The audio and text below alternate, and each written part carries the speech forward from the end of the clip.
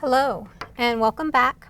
The topic for this video now, we're going to talk about our lipids as macromolecules. And the lipids are a little bit unique as far as our macromolecules go, because when we talked about the carbohydrates, remember we had repeating units of the glucose or the fructose or the galactose.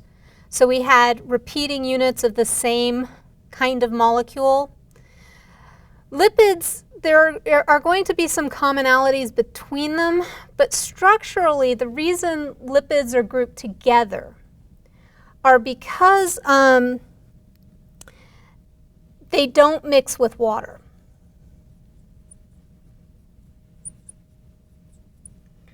And the way we define something that doesn't mix with water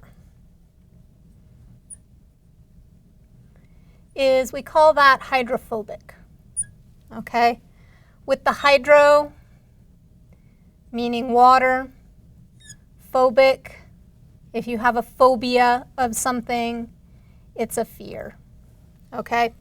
So these are water-fearing or essentially molecules that won't interact with water.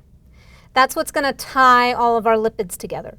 Structurally, there are going to be some differences between the lipids. Really the ones I'm going to talk about that are going to be important. We'll talk about the fats or triglycerides. Okay.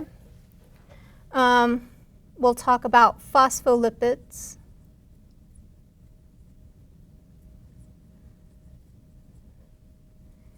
And we're going to talk about steroids, okay? And in terms of structural relatedness, the fats and phospholipids are going to look structurally somewhat similar to one another. The steroids are going to be a little different as far as their shape goes. Steroids are going to have a ring structure associated with them. And in terms of that, again, what ties the lipids together, all of them are hydrophobic. They want to avoid water. They want to stay away from water, okay? So in terms of that, we aren't building our molecules here from monomers like we were with carbohydrates and like we were with proteins and with nucleic acids. Okay, there are going to be some structural similarities, okay? And I'll start out with the fats, the triglycerides, and the phospholipids first, because those are going to be the ones that are going to look kind of similar to one another, all right? What you're going to have associated with our triglyceride. Glyceride, there we go. Okay, again in the name, you're going to have a glycerol molecule associated with it. And in your PowerPoints, I've got the actual chemical structure of glycerol. I'm not going to ask you the chemical structure of glycerol. I will ask you what glycerol might be a component of. Okay, it's going to be a component of our triglycerides. It's also going to be a component of our phospholipids. Okay, one of the things about the glycerol, it actually tends to be hydrophilic a little bit, okay? Hydro, again, meaning water. In this time, philic means you have an affinity for something. I tend to think of it as loving, okay? So the glycerol is going to be a little more compatible with water. However, the bulk of the molecule associated with the triglyceride is actually going to be essentially a long chain, and I'll draw this one out. The number of, I'm not putting the correct number of carbons on here, so don't count that. Again, I'm not going to ask you to draw it. But the point is, it's going to be a long chain of carbons that are strung together. And it's actually going to be, there's a carbonyl group, and these are going to be CH2s because you're going to have some hydrogen there too.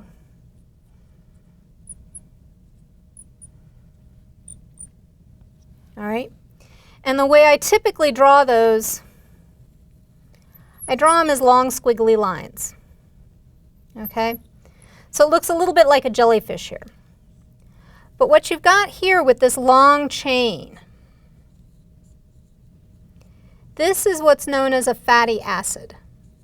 Okay, and that fatty acid, that long carbon chain, is what makes this molecule hydrophobic. Okay, and in terms of that, what we've got with a triglyceride, we've got one glycerol molecule and we've got 3 fatty acids attached to it. Okay, in comparison, our phospholipid, all right, and in terms of the phospholipid, where this is going to be important will be when we get to chapter 5 and we start talking about membranes, and chapter 4 when we talk about cell membranes. This is what makes up our cell membrane, are going to be the phospholipids. Okay?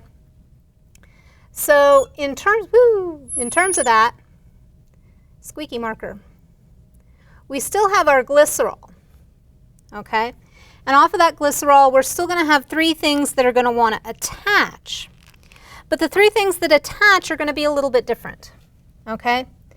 With our phospholipid, we're going to have 2 fatty acids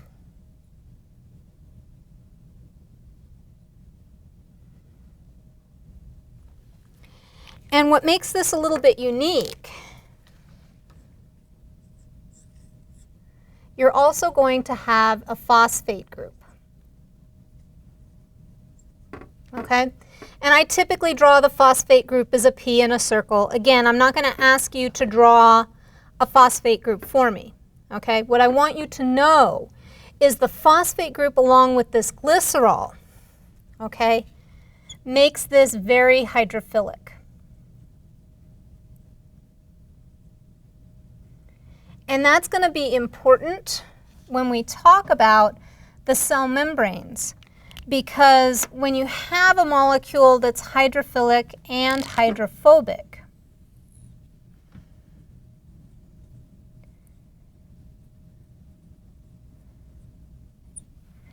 that's known as something that's amphipathic. And then that's going to impart some special properties associated with our cell membrane that I will talk about when we actually get to the cell membrane part. Okay? So in terms of our fatty acids and our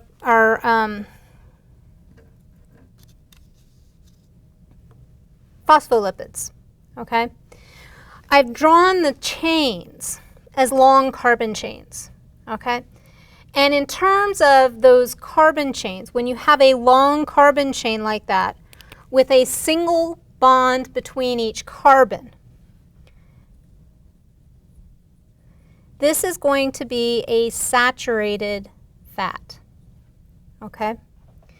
Now with our lipids, and specifically where you'll see this is when we talk about the phospholipids, is the phospholipids have one of the fatty acids that has a double bond in it.